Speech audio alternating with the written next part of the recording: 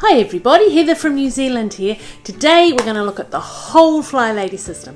How does it work? How does it fit together? What are all the parts? What's zone cleaning? What about baby steps, control journals? How does it all fit together? How does it work? And how can adding this to my life make my life any better when I'm already feeling like I've got an awful lot on my plate? If you're interested in that, keep watching. So let's start where the Flylady starts, at the very beginning. A very good place to start, by the way. The Flylady starts with what she calls her 31 baby steps. What the 31 baby steps does is take tasks that you need to do every day to keep your house in a reasonable working, functioning condition.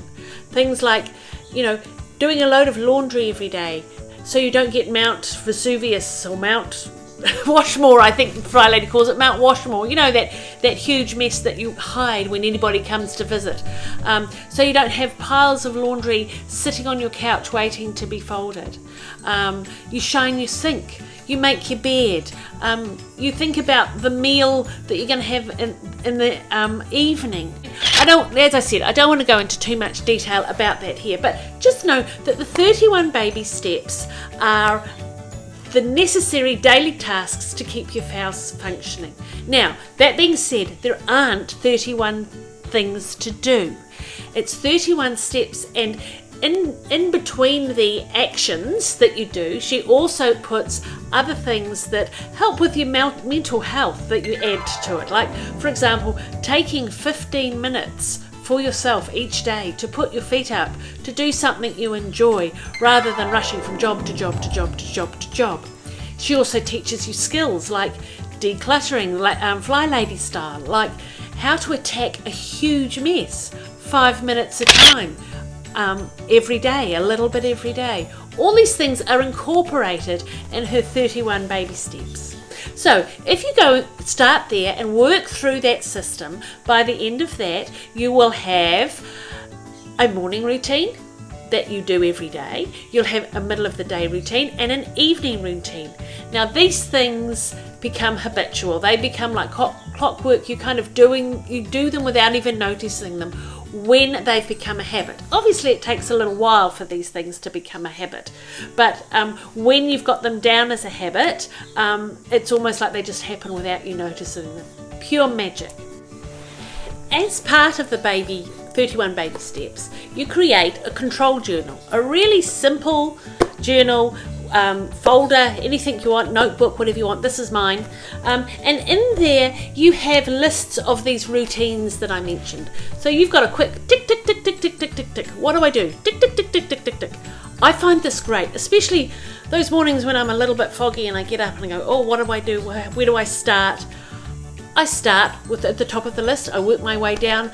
I know that I'm covering all my bases, that I'm heading in the direction that I want to. So I have a video which is about creating your control journal, and it's very simple, very easy process. You don't need anything fancy to do it. And I also have on the Helpful Habits website, I have copies of my lists that I have built up, have made up that suit me for my life. And if you would like to receive those as a free thing for signing up, then please sign up to the helpfulhabits.co, and I will send those out to you. So that's a little bonus if you want to do that. So the control journal, this is note-taking central, where you have everything that you need, so you don't have to keep it in your head. Why waste space in your head for household chores? Have them down in your journal, tick them off when they're done, and know what to do next. That's the control journal. Perfect. Easy to do, easy to use, and easy to create. The next thing she moves on to, after you've got those weekly habits under your belt, and now don't expect that it's going to just happen overnight, because we're talking about changing your habits around your housework, and for me it took a couple of rungs to get there. But be patient with yourself, be gentle with yourself. This isn't about beating yourself up. This is about finding ways of doing things differently so it's more helpful for you. So when you've got your daily things under control, she then works on a weekly system. Now the weekly system, as it suggests, is for jobs that you only need to do once a week. But they're important to do because they keep everything moving and functioning. It's all about routines. It's all about keeping things moving and flowing. Now, just to give you a quick overview of the weekly ideas, again, this is just an overview I'm doing here.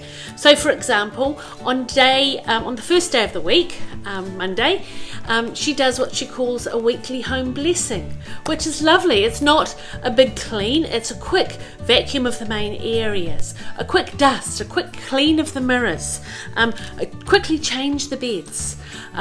So that's Monday's job.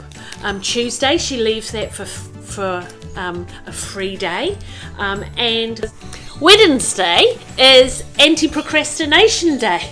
Always a good day, but it's a day to maybe do something or complete something or take another step with something you've been putting off.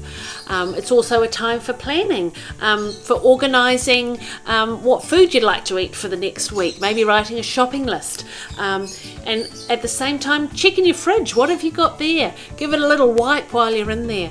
I always do my budget on a Wednesday as well, and think of my finances and make sure that everything's balancing and that I'm not overspending. That's the Wednesday one. Thursday is out and about in town day, errand day, so maybe do the grocery shopping. And then Friday is all about cleaning out your handbag and washing your car. Maybe you can make that date night as well. So those are the weekly tasks that she has. And again, this is all part of the system. So you're doing your daily tasks and then you're adding in your weekly tasks, and it's all building, like drops of water in a bucket. A drop here, a drop there, that bucket starts to fill up, and as you keep doing this day after day, week after week, you're noticing your house getting cleaner and cleaner and cleaner as those tasks are repeated. It also becomes easier and easier because you're not working with so much backlog. You're cleaning up the car once a week rather than once a month, or once every couple of months, or once every 6 months, depending on how you do it. The next thing we come to in the Flylady system, which is one of the things that I really love, is zone cleaning. Zone cleaning. What on earth is zone cleaning? Zone cleaning is about dividing your house into separate areas, separate zones, and working on that particular zone for a week. And in this zone cleaning, this is where we do the more thorough cleaning, like maybe, getting the cobwebs down, or cleaning the light shades, or doing a thorough vacuum, getting into the corners and moving the furniture. The zone cleaning is when you've got it up and running. You spend 15 minutes each day with your timer. Another big feature of the Flylady is her timer and only doing jobs for a certain length of time. So with the zone cleaning, you spend 15 minutes a day in your zone, in your area, and if you do that every day or X number of hours a week, you will never have to clean your house again.